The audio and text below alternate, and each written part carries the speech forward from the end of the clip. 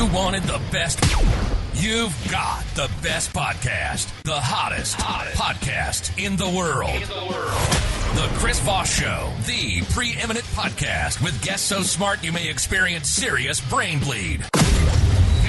Get ready. Strap yourself in. Keep your hands, arms, and legs inside the vehicle at all times, because you're about to go on a monster education roller coaster with your brain.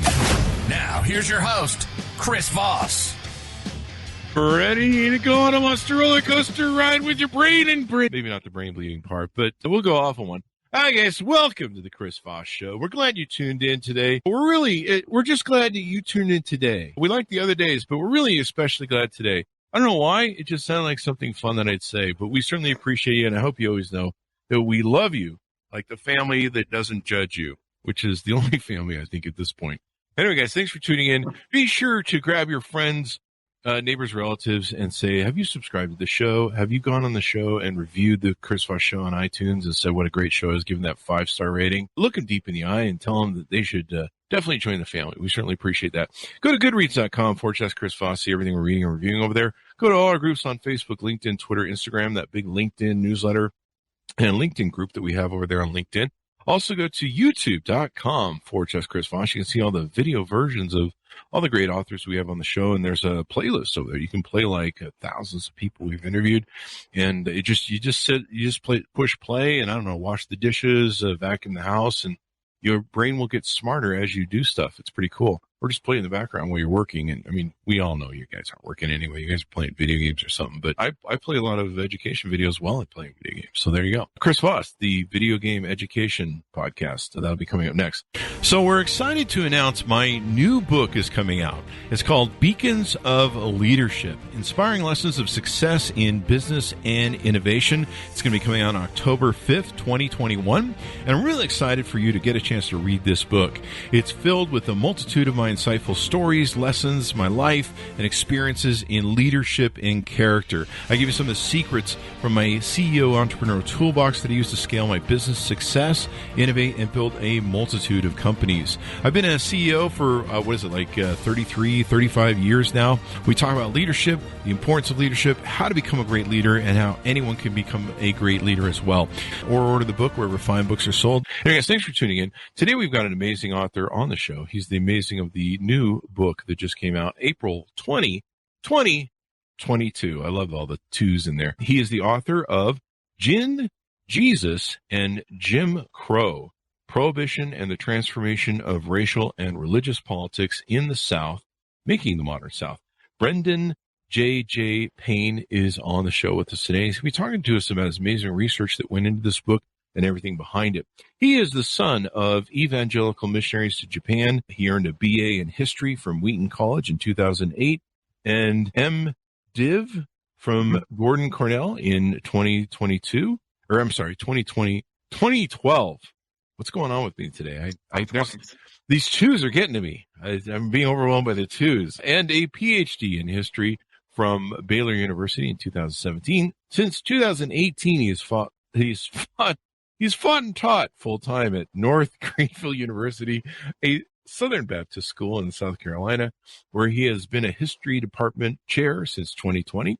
Along with his wife, Catherine, he loves hiking in South Carolina upstate, particularly Paris Mountain State Park, and they also enjoy board games during the pandemic, it says here. Reading, hosting a small group of local evangelical church people, and also pina coladas while being on the beach. Welcome to the show. How are you, my friend, Brendan? Doing well, thank you. How you doing, Chris? There you go. I had to throw the pina colada in there thing because it was either that or else the partridge in a pear tree for all those cool things that you're doing with you and your family. Give us your .com so people can find you on the interwebs. Well, so my .com is under construction. During the pandemic, things fell by the wayside. So I'm hoping to get my .com up and running shortly, but right now it's under construction. So do not enter, do not pass go. All right. You're on Twitter. I know that at the very least. Can people find you over there? Yeah. So BJJ Payne, Payne, is the handle. Mm-hmm. And you can order his books wherever fine books are sold. Remember to go in the fine bookstores, not those alleyway bookstores. You need a tetanus shot if you go into them. So what motivated you want to write this book, Brendan? Sure. I was inspired to search the topic by when I was at Gordon Conwell. I was getting my master's in divinity. I was thinking about maybe going into the ministry at that point. but, one thing led to another. And one of my professors, Garth Rizal, said, you should really think about looking more into prohibition and religion. And so I said, okay. And that led me then to pursue a PhD from Baylor University. And as I was studying there, I realized it's not just about the spectrum of religious views on prohibition that's so interesting. It's also the role of race in the prohibition question. It's so important. And the primary sources time and again reveal the importance of race. So that's basically the crux of the whole book. I'm looking at views on prohibition religiously and also in terms of race in the U.S. South. Now, when you say prohibition, is that in the alcohol era of prohibition? Or Yeah. Prohibition? So I just did prohibition throughout the book. I mean, specifically the prohibition of alcoholic beverages, the production, transportation, distribution of alcoholic beverages. So normally people think of the consumption of alcoholic beverages, but prohibition was more focused on what they call the alcohol lobby or the alcohol industry, which is more about how you produce it and move it and sell it. That's what they're targeting mostly. So some states never actually banned the drinking of alcohol, just the commerce side of it, because they were concerned about saloons. They were concerned about the culture around alcohol, which led, of course, to very real abuse and abandonment and health issues, of course. And so that's a lot of the focus is on how we're getting the alcohol in people's hands, and let's target that. And so how did that mix with gin, Jesus, and Jim Crow and religious and racial politics in the South? Yeah, so that's a big story. For more details, read the book. But essentially, the argument is being made that... All right, well, thanks for coming by, everyone. Right. Sure. So the elevator speech version of that is, first, there's a shift from the 1880s when prohibition had not really been a seriously considered thing in the South until after the Civil War. And then Southern evangelical preachers are particularly interested in how can we, boost our influence in society? How can we kind of bring more order? And they were showing more alignment with some Northern and Western reformers. Whereas before the Civil War, they were very wary of any sort of abolitionism or anything like that, which is very much a Northern idea. And so in the 80s, you'd have this Southern Baptist, Southern Methodist really taking on the issue of prohibition as they've changed their own religious views. Again, Christian tradition's been affirming moderate alcohol use since forever. I mean, since going back to like the Seder meal that the Last Supper was based on, right? So holy wine is an ancient idea that Christians used to endorse. And basically the argument I make is, religiously speaking, prohibition changed religious practices, religious teachings, and religious involvement in politics. And that becomes this determinative shift from politics and political preaching is not okay in a religious sense to not only is it okay, but it's recommended in the South. And that happens from the 1880s to the 20s. Wow. And then you also have on the racial side of things, in the 1880s, there's attempts at interracial cooperation on prohibition. But as those efforts fail throughout the South, white prohibitionists tend to lean more towards, we're just going to get rid of all the voters that disagree with us. Poor whites, African Americans, Mexican Americans, and embracing Jim Crow, not so much the segregation side of Jim Crow, but the political disfranchisement side of Jim Crow. Oh. That becomes increasingly associated with prohibition, and African Americans increasingly are siding openly with brewers and distillers to get out their votes because of Jim Crow, they're losing the vote. So you have this movement of African Americans being more anti-prohibitionists in order to preserve their civil liberties, and white prohibitionists becoming increasingly more blatantly white supremacist in their rhetoric all the way till the 1930s. Yeah, so there's these two shifts over time. Religious politics changes, racial politics changes, and prohibition's right there in the middle of all of it. Were they lobbying for prohibition, or is this just an adaptation of when the laws got enacted?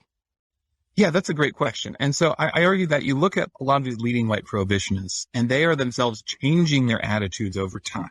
Like, the white supremacism is something that most white people, North, South, West, whatever, in the U.S. at that time thought. But the close connection between Jim Crow is enacted in the 1890s, early 1900s.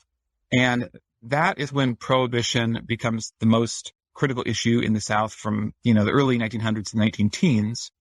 And the last gasp of African-American voting, mass voting in the South, is actually during Jim Crow against prohibition. So you have African-Americans literally fighting, sometimes at the same time, voting against both prohibition bills and, Jim Crow bills. In 1910, 1911, 1912, African-Americans casting decisive votes because the white votes are now divided. And African-Americans, because of their alliance with brewers, are able to pay for poll taxes or get organized to pay poll taxes. So I basically argue that Jim Crow was pushed part by white supremacists, partly to push prohibition.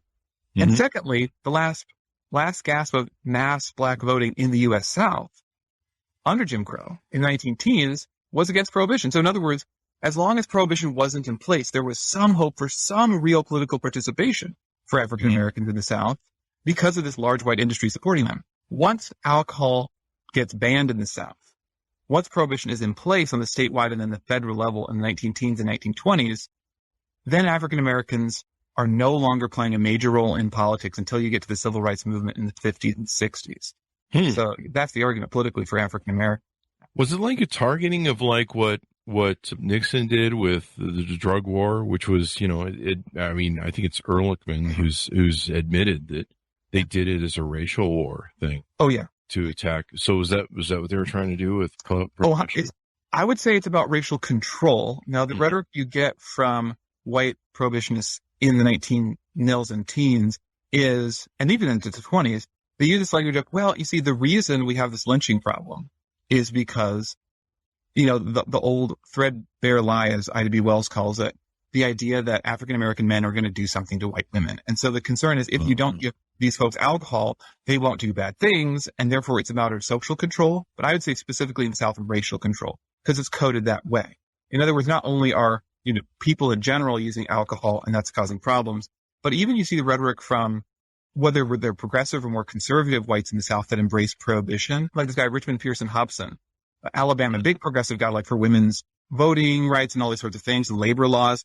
He also basically in his rhetoric, I say over time, accelerates this trend from alcohol hurts everyone. Everyone is transformed by alcohol to specifically targeting Native Americans and African Americans as people particularly prone to violence and danger if alcohol is not banned. So there's this idea of racial control, even among the more progressive voices in the U.S. South. Wow. But also, leading Methodist clergy, other politicians, this language of racial control is, in other words, we need this in order to protect African Americans from themselves sort of language, and also protect white women. And so you have this weird sort of trajectory where the rhetoric of white supremacism dovetails with prohibition rhetoric and this idea of suppressing African Americans and in Texas also Mexican Americans and uplifting white women, both in terms of protecting white women, but also giving white women the vote. That there's kind of this exchange going on. Black men losing power, losing prestige, white women gaining power, gaining prestige. And that becomes particularly pronounced in the 1930s, where women now have a vote. They're particularly involved in discussions about prohibition and repeal. And white women are casting decisive votes now, but African Americans, their votes have been taken away because there's no longer a major white industry that's supporting their right to vote anymore. So yeah, it's kind of parallel about race and gender all coming at the same time. Holy crap. Yeah. Man, the things we learn about history, I love what I do because we've had so many historians on like yourself that work for esteemed institutions and have done their research on this. And it's amazing how much of our history is whitewashed. The stuff that I was never taught. Sure. But, you look at it and you go, well, that makes sense. That wow. It's just, oh man, it's depressing sometimes to think about.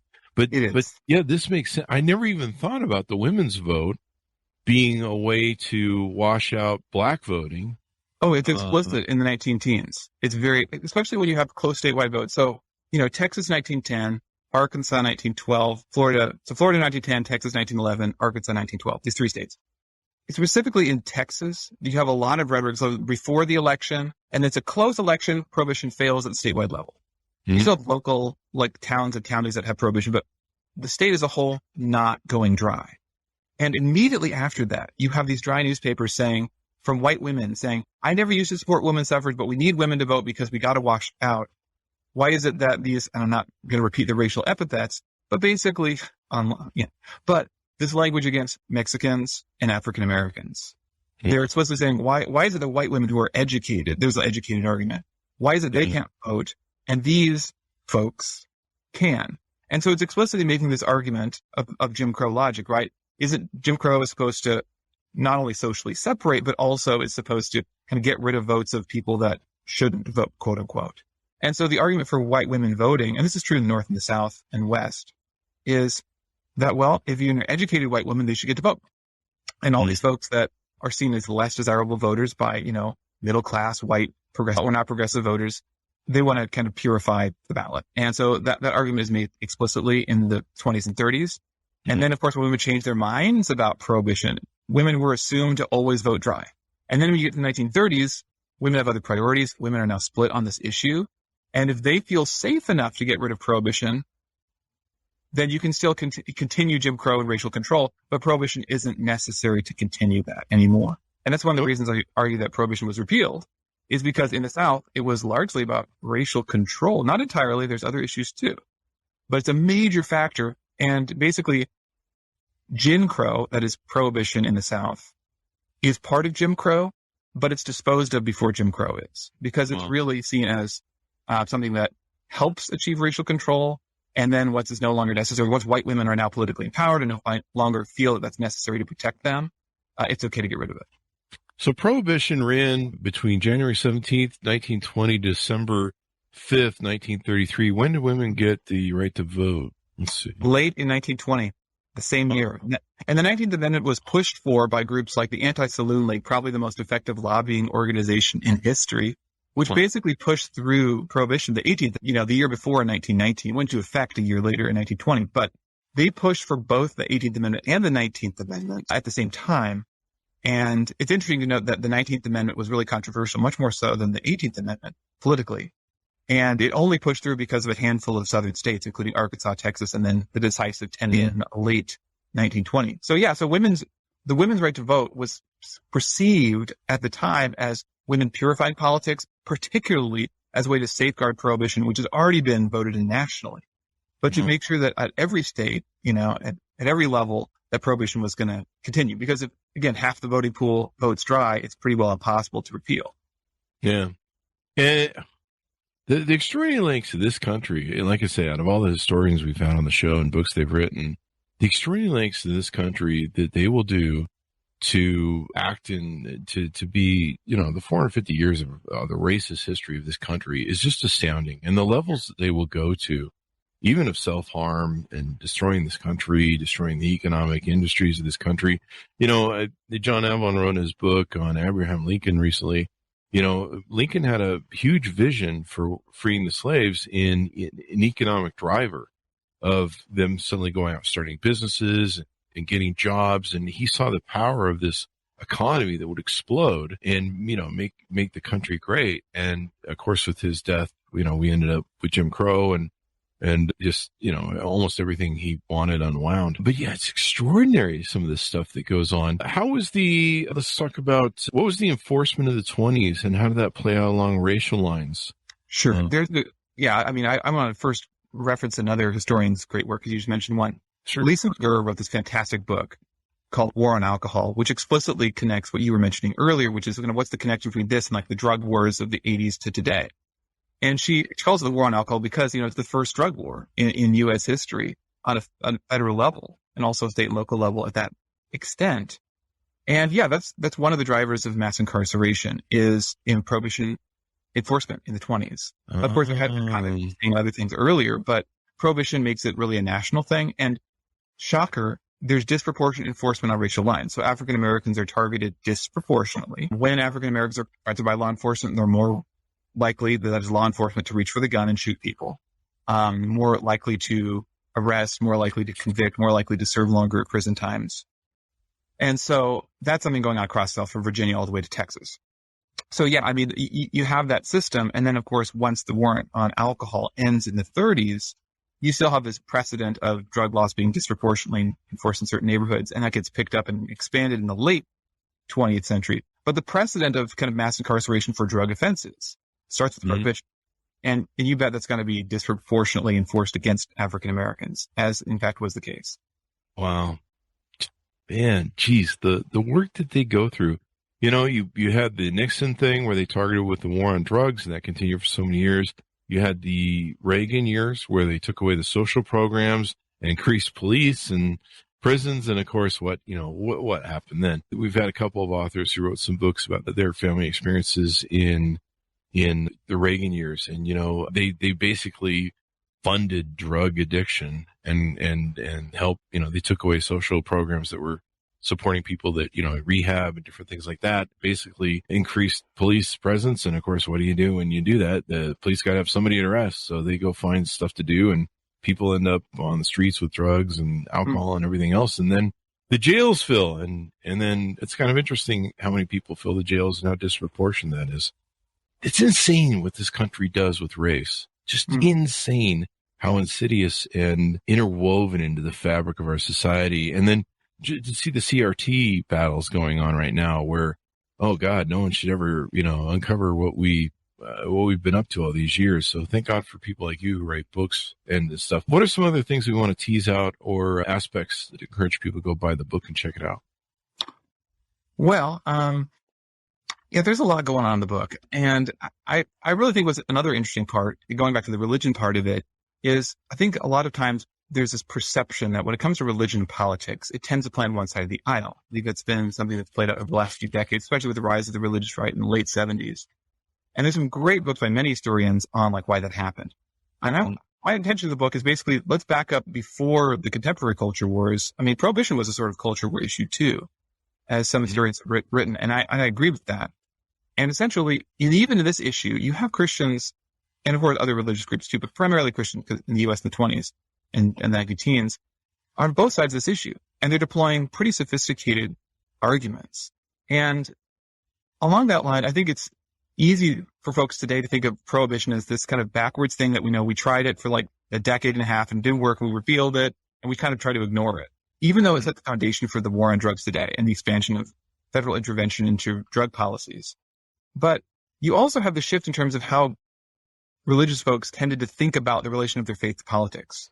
And in that argument, I basically say prohibition was an innovation. It was a new sort of way of thinking about faith and alcohol. It was all of a sudden alcohol is this evil period, but it had never been the case throughout Judeo-Christian tradition for thousands of years. They've always think of, wine as a good thing in moderation, even, mandatory communion.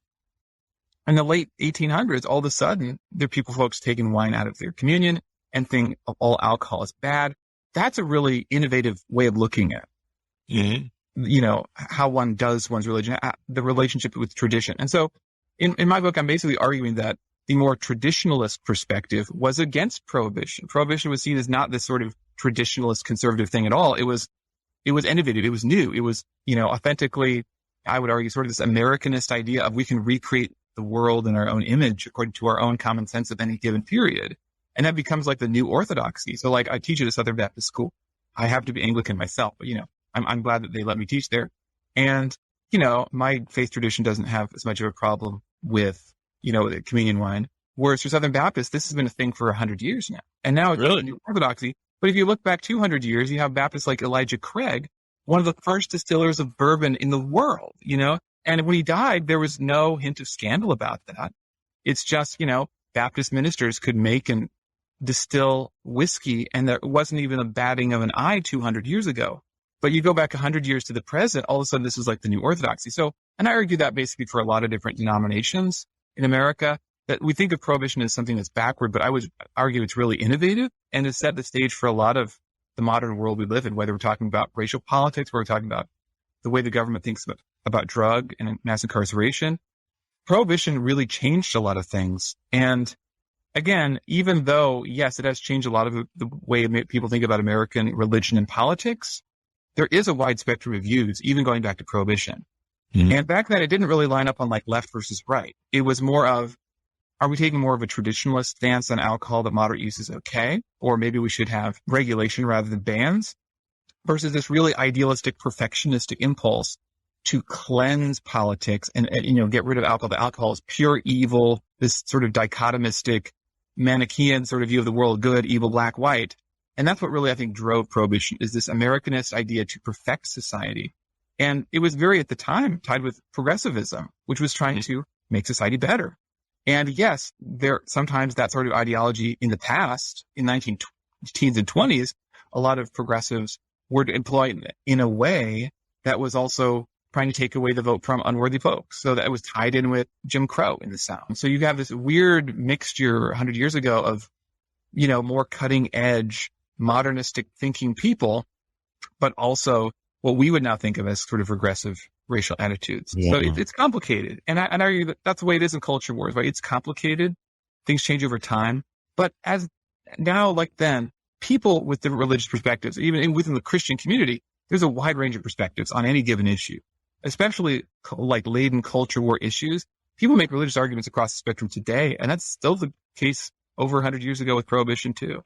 Was this the start of culture wars, or had they been going on long before? Well, I mean, it depends on how you want to define culture wars. I mean, we could argue that abolitionism and slavery issue was a sort of culture war. Prohibition was a sort of culture war. And of course, we got a whole bunch of culture war issues today about gender and sexuality, mostly. But yeah, I'd think maybe, culture war, it's a concept language that gets deployed kind of late 19th century Germany, the Kulturkampf, but gets applied to different things. I'd say any sort of major battle over a key issue, I would say probably the slavery controversy in the 1840s, 50s, and 60s in the U.S. That was sort of like a culture war issue. But it's interesting that after slavery, none of these issues have actually brought about civil war, which I think is actually somewhat remarkable. And I'm glad that they haven't resulted in war. But nevertheless, I mean, these sort of issues do really disrupt faith communities and, regardless of just America in general. And I think it's important for us to know, like, how is it that these issues are dividing communities and people, even within like same churches, are taking different perspectives on it and using sometimes religious arguments and sometimes racial arguments to justify those positions. It's interesting. I guess we have hundreds of years of progressive people trying to, adapt to the future. And we have people always trying to claw us back and drag us back or stay in their positions of power and security, I guess. It's all power and money when it comes down to it, really. But yeah, it's always interesting. I guess you can go back to who was the guy that they killed because he wouldn't believe in God, theory of the universe. Yeah, which one? Yeah, pick any one of them. There's been this war going on of it. You see it now, what's going on with power and money and a lot of people are frightened that, 2050, it's projected that white people won't be the majority in this country. And there's a lot of voters that are afraid of that. I've seen Republican voters state openly that they are afraid of immigrants and other people coming to this country and the rise of minorities because they'll vote and they're going to make more voters when they have kids and we won't. And part of the fear is the shame and regret of the ugliness of what white people have done in this country for 450 years. And the worry I've heard them say that vocalized, they're probably going to be as bad to us as we were to them. And so they're afraid of that overturn of power, which is really interesting kind of a point of view to have.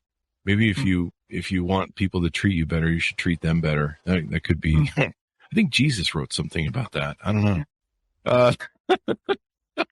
I'm an atheist who quotes a lot of Jesus stuff out of the book. It's a book. He's got some great quotes. It's a good self-help manual, how to live life and be a good person. Even as an atheist, sometimes I'll be like, what would Jesus do? Now, if we could just get more Christians to do that, we'd be probably better off. One other question I had for you in the book, it's just stunning, the history of this country. You talk about between Catholics and Protestants and the relationship between those. So was there some infighting there that went on or some sort of? Oh yeah. So, a lot of U.S. Protestants, just Protestants in general, until sort of recently, actually, in the late 20th century, used to see Catholics as just the worst, as a big threat. What's interesting to me is that in the 1880s, the same time where there's attempts by white Protestants who are dries, that is prohibitionists, to reach out to African Americans and vice versa. In other words, interracial cooperation on prohibition. You also have attempts to win over Roman Catholics. And as late as the 19-teens, one of the speakers at like the National Anti-Saloon League Convention, like 1912, was a Roman Catholic priest. So you have this weird ecumenism about prohibition that's trying to reach across the lines, that divide Protestants and Catholics. But in practice, the vast majority of Catholics in the United States are not prohibitionists, right?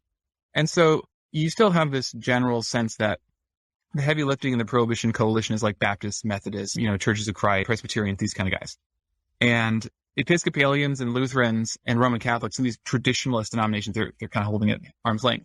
But yeah, the nadir, the low point of Protestant-Catholic relations about prohibition is not in the 1880s and 90s.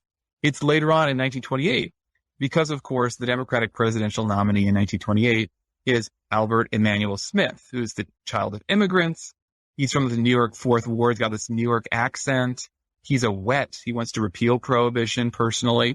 And he's very, unashamed about it, pretty public. And so this is this conundrum in the South, because the South saw the Democratic Party as like the party of white supremacy until, 60 years ago, so the civil rights, LBJ kind of changes that. Yeah. And a little bit, the New Deal and all that, the Democratic Party had been kind of moving away from that for decades. But until pretty recently, 60 years ago, the Democratic Party in the South was really, the party of white supremacy. And so in 1928, so the Democrats are worrying, like, what are we going to do? Because we got to vote for the Democrat. But also, when it comes to the Republican candidate, he's a Protestant and he's a dry. And the Democratic, candidate, he's a Catholic and he's a wet. And he's from New York. We can't vote for this guy either. And so across the South, there's this political earthquake going on of questioning, should we or shouldn't we vote for the Democratic candidate? Should we break? And I basically argue in my chapter, rebels against Rome and Romanism. So instead of having the Democratic Party being the party of, as they said, Republicans in the 1880s said it's the party of rum, Romanism, rebellion, Now it's these former rebels turning against both rum and Roman Catholicism, explicitly in the candidate Val Smith. So yeah, and that's the time in 28 when anti-Catholic rhetoric in the U.S. kind of reaches an all-time low mark. It's just like, in terms of it's bad. It's all the torrent, the floodgates of anti-Catholicism are pouring forward because Protestants are worried that, Catholics are going to take over if we let this guy win. And so even in the deep South, you have states like Texas and Florida that are voting for Republicans, some of them for the first time ever. And it's because of this fear of Catholicism. You have the only Prohibition Party candidate to ever win a governor's office, wins it in the late 19-teens in Florida. Sidney Johnson Katz, who's horribly racist, horribly anti-Catholic, and also a big proponent of Prohibition. And so these things go hand in hand later rather than earlier, which goes against kind of the narrative of like America's kind of getting better and better and better. It's like, well, it depends on the issue. Wow. When it comes to Prohibition, anti-Catholicism ramps up in the 19-teens and 20s, and then sort of dies down during repeal during the 30s because we've got bigger fish to fry and, Prohibition's being repealed and maybe Roman Catholics aren't so bad after all. And so that's kind of a thing to look out for too in culture war. Sometimes we think things are going to get better and they don't. Yeah. Well, how crazy. And then, of course, you saw that, Catholics were, a lot of people were against John F. Kennedy. There was like, I don't know if he can win because he's a Catholic. And you just look at that now and you're just like, seriously? Yeah. Joe Biden's the second U.S. president is Catholic and nobody knows or cares. It's like, this is kind of a big deal, that we have a Catholic president and the Supreme Court is majority Catholics, whether they're liberal or conservative. It's like, most Supreme Court is mostly Catholic. If that happened, 80 years ago, most Protestants would have set their hair on fire, if they knew that the Supreme Court was majority Catholic or the president was Catholic. And so we got 2 out of 3 branches of government, that are controlled by Catholics, and nobody cares because partly that's because of reforms in the Catholic Church in Vatican II in the 60s, where they kind of calming down and making themselves more palatable to Protestants, but also because on culture war issues, ever since like Phyllis Schlafly, this Roman Catholic woman, housewife and mother of many, and she bills herself as anti-feminist, even though her own political empowerment was made possible by feminists a generation earlier. And here she is, speaking out against feminism. And of course, she's like an icon. She just died a few years ago, but she did more than probably any one person to cement this kind of alliance between conservative Catholics and conservative Protestants. And so nowadays, it doesn't matter whether you're conservative Protestant or Catholic. When it comes to politics, it matters, are you a conservative or are you a liberal, right? And so both Catholics and Protestants fit those bills. And so there's this weird sort of situation where your denomination doesn't matter as much as who you're voting for, and I think that goes back to this, what made Catholicism more acceptable in American policy and culture is this idea that my political enemies are more important than my religious opponents. Wow. Note to self, move to Canada. Fuck it. I'm done. I'm just done. I'm so done. I don't know. I may have to, just to get out of a fascist country in 2024. 2022, 24. Anyway, this is so amazing to learn, and just it deepens our history of understanding of our history of what's going on and how insidious this has been with our racial politics and religious politics and white nationalism and everything else. What we're fighting right now, the Betsy DeVosses who want to turn us into theocracy and some of that going on. And, the funny thing about that is, I mean, my understanding is she's a big Calvinist. And it's like a lot of the right don't realize that she's, what she wants is her Calvinist religion, and it will become Americanized and ban all other sort of religions. It's really just, it's just insane to me. But it's important that we understand these histories and learn about them as well. Anything more you want to touch on about the book before we go out? Yeah, sure. I mean, we talked about one of the lowlights of the book, and like, oh man, I don't want people to think like, oh, you're going to read this book and get depressed, right? There's a lot. I'm just getting depressed. I'm sorry. Yeah, I mean, this is interesting. I mean, it definitely ties into a lot of these issues you're bringing up. Although one great thing about my book is, everyone I'm writing about is dead. So number one, it's like, yeah, you can make those parallels, but I'm kind of throwing it out there to the readers, like, you make the connections. You're right. So I'm not just talking about what I'm talking about in the past. Second thing, there's a lot of interesting folks that I want people to learn more about. One of them is John B. Rayner. He's an African-American guy, really interesting life story, always had the political bug, and he kept on changing his perspective. So he raised as, his dad was a white guy, actually, so he's interracial. His dad was a Whig politician in North Carolina. So then he grows up a Republican during Reconstruction, moves over to Texas, becomes a populist, and in the 1880s, he's he actually reaches out to prohibitionists, say, hey, I want to work with you guys to promote prohibition. By the 1900s, he's anti-prohibition, right? So he's all over the place politically. But these sorts of folks like Rayner, they're really complicated. I really like them. I think there hasn't been enough discussion about them. And honestly, one of the things I want to talk about in the book is, and I'd like people to read about, is African Americans have been treated as though they didn't do anything in terms of prohibition. Like, a lot of the book is in terms of white supremacist views by white drives and blaming African Americans for their problems, as sometimes people tend in the past. But let's look at what African Americans themselves were doing. And I think looking at their perspective of why are they either trying to support prohibition or not? Why are they changing the views over time? How is it that these culture war coalitions kind of shift? And I really think it's important to give some attention to, although the book is divided between a lot of different figures. How are African Americans kind of taking agency? How are they trying to take control of the situation as much as they can? And they're making pretty difficult choices sometimes. And, why are they doing that? And let's think about how not only are they making these choices, but they're really important. One of the things that intrigued me about African Americans is, number one, lots of people were talking about race 100 years ago, about prohibition. And yet, a lot of sources today by historians and other academics were saying, but African Americans Jim Crow was already in place. They didn't get to vote, essentially. And I said, yeah, but the evidence says just that they did. Like, you look at the primary sources, newspapers and accounts, everyone's saying African Americans played really decisive roles in statewide elections and all these sorts of local elections about prohibition. And I'm just kind of scratching my head. Why isn't that anybody's really talking about this? And I think sometimes the narrative of, white supremacists are doing white supremacist things drowned out the fact that, what were African Americans doing, right? And also in terms of religion.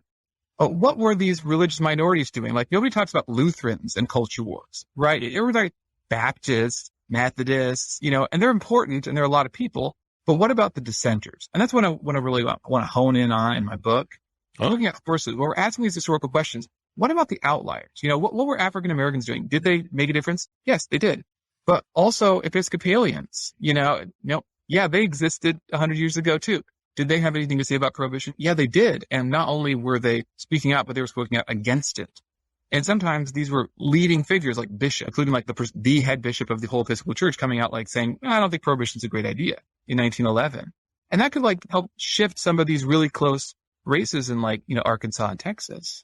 So basically looking at what were kind of the dissenting voices religiously or racially? What were they doing? What were they saying? And did they make a difference? And I basically argue, yeah, they did. And why haven't folks talked about this? Because they weren't asking those questions. Mm-hmm. So I really want us, when we're thinking about these sorts of issues in the past and the present, let's look for the outliers, because sometimes those are the key to understanding some key events. And when we're not asking bigger questions and frankly, being more inclusive in terms of who are we considering as we ask these questions, we can miss big pieces of the puzzle and kind of draw wrong conclusions. So it's not just about yay, let's include voices because we're trying to be inclusive. It's because we want to get the facts right. Yeah. And what we reveal when we ask these sorts of questions about were there any outliers is you have African Americans playing a big role in the South in prohibition.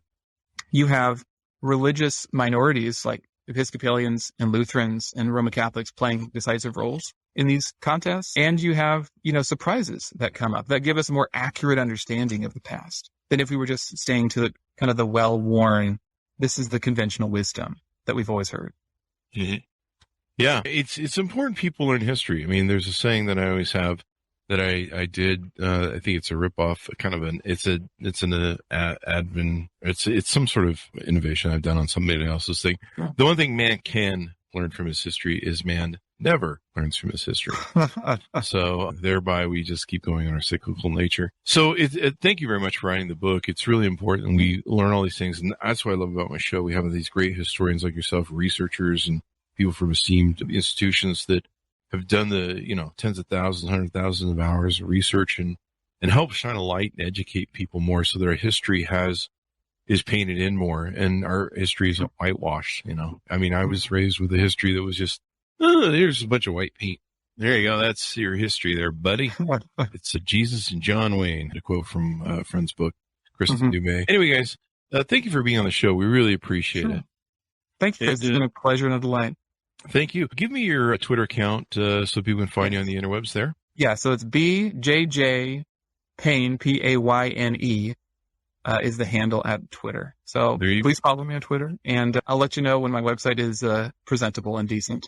Get that website up. There you go. Thanks for tuning in to my audience. We certainly appreciate you guys being here. Go order the book. You definitely want to learn more about history because otherwise you're just a mark, and if you don't understand history, you don't understand the future. The book is called Gin, Jesus, and Jim Crow, Prohibition and the Transformation of Racial and Religious Politics in the South, Making the Modern South by Brenda J.J. Payne. Order up today. Thanks for tuning in. Go to youtube.com/Chris Voss. Hit the bell notification. Go to goodreads.com/Chris Voss. And all the groups on Facebook, LinkedIn, Twitter, Instagram, all those places. Be good to each other. Stay safe. And we'll see you guys next time.